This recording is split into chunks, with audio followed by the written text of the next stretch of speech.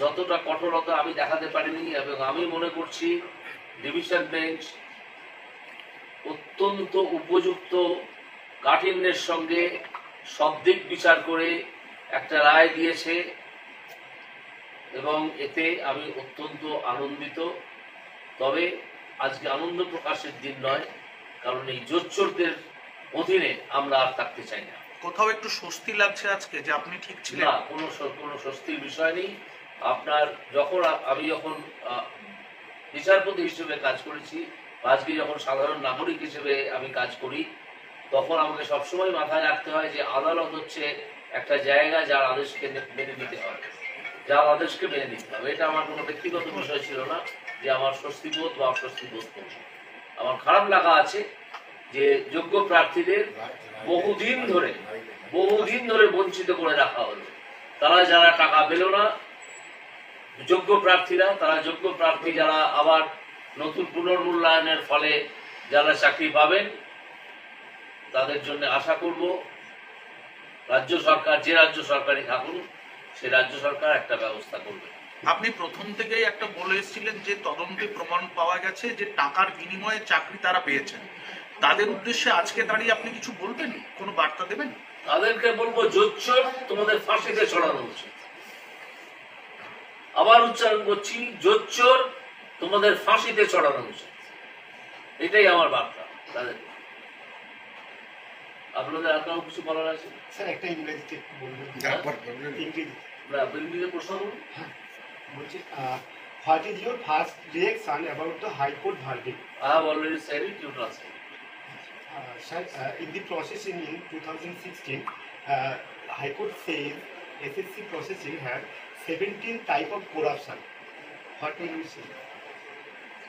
Civil judgment, you will find all the points in the in the judgment that have been delivered today. I believe when it is the 354 or something like that, aegis judgment, you will get every point, and the division bench has heard it extensively, and all the parties, all the parties. Sir একটা প্রশ্ন ছিল, সেটা হচ্ছে যে যারা নিয়োগ হয়েছিল, মানে যাদেরকে অতিরিক্ত হিসাবে নিয়োগ করা হয়েছিল, তাদের বেতন 6 সপ্তাহের মধ্যে ফেরত দেওয়ার নির্দেশও দিয়েছিল। সেটা দিতেই হবে। তারপর আমি তো বললাম যে যারা যোগ্য প্রার্থী হিসেবে উঠে আসবেন, যাদের পুনর্মূল্যায়নের ফলে যাদের যোগ্য প্রার্থী বঙ্গবন্ধু চাকরিও করছিলেন, নিশ্চয়ই রাজ্য সরকার, তখন যে রাজ্য সরকার থাকবেন, আমি আশা করছি নির্লজ্জ সরকার আজকেই পদত্যাগ করবে। আশা করতে পারি, আর কি করতে পারি? আমার ক্ষমতা থাকলে আমি তাদেরকে কান ধরে টেনে নামিয়ে দিতাম এই ক্ষমতা থেকে। সে ক্ষমতা আমার নেই। মানুষের আছে, জনগণের আছে, ভোট এসছে, ভোট এসে গেছে, আপনারা দেখতেই পাবেন ভোটে কি হয়।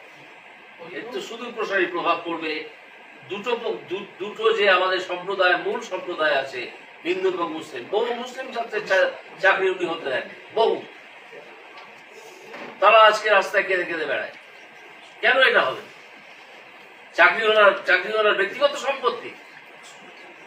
চাকরির টাকা কোথা থেকে আসে? চাকরির টাকা জেনে রাখুন, পশ্চিমবঙ্গ সরকারের থেকে আসে না। চাকরির যে মাইনের টাকা আসে, এটা সেন্ট্রাল গভর্নমেন্টের স্কিম থেকে আসে। সেই টাকা প্রবঞ্চনা করে আপনারা একদল লোককে চাকরি বিক্রি করে দিয়ে তাদেরকে চাকরি করাচ্ছিলেন। লজ্জারও শেষ নেই আমাদের। এই ধরনের একটা প্রবঞ্চক একটা মন্ত্রিসভার আন্ডারে আমরা আছি। আজকে তো সুপার নিউমারি পোস্ট নিয়ে তদন্তের একটা রাস্তা খোলা রইল।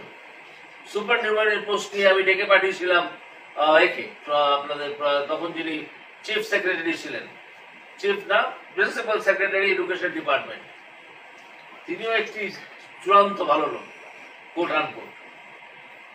আমি যখন রায় দিতে যাচ্ছি, তখন একজন এসে আমাকে জানালেন যে আজকে সকালেই তাদের একজন আইনজীবী সুপ্রিম কোর্টে গিয়ে একটা স্থগিতাদেশ এনেছেন।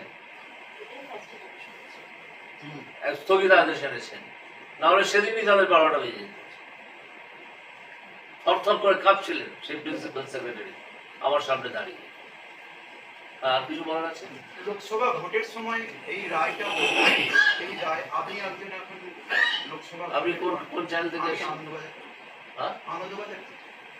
আনন্দবাজার পত্রিকা কি নাম আপনার? হ্যাঁ বলুন, কি বলছেন? লোকসভা ভোটের সময় এই রায়টা হলো, এটা কতখানি প্রভাব ফেলবে রাজ্যে? প্রচন্ড প্রভাব ফেলবে, সংখ্যাগুরু এবং সংখ্যালঘু উভয় পক্ষের মধ্যে প্রচন্ড প্রভাব ফেলবে। এটা একটা নির্ণায়ক রায় হয়ে গেছে, নির্ণায়ক অবস্থায় আমরা পৌঁছলাম আজকে, যে কত বড় জোচ্চোর সরকারের আন্ডারে আমরা আছি, অধীনে আমরা আছি। সেই জন্যই তবে প্রথম কথা বললাম, এই জোচ্চোরদের এক্ষুনি পদত্যাগ চাই। এরা করবে না হয়তো, কারণ এদের তো নির্লজ্জের তো চোখের চামড়া নেই, গায়েও মানুষের চামড়া আছে কিনা এটা আমার সন্দেহ আছে।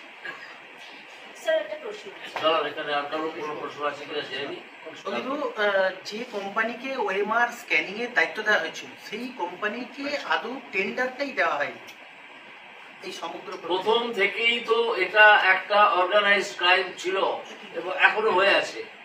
সেই জন্যই তো সিবিআই এবং ইডির তদন্তে এত সময় লাগছে।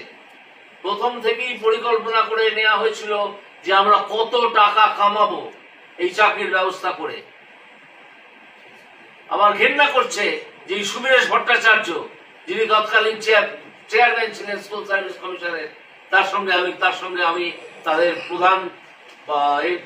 প্রধান আইন উপদেষ্টা হিসেবে কিছুদিন কাজ করেছি। এসব কিছুই আমি ঘোরাক করে কোনোদিন জানতে পারিনি। যদি আমি জানতে পারতাম সেই দিনই আমি তাদের বিরুদ্ধে ব্যবস্থা নিতাম।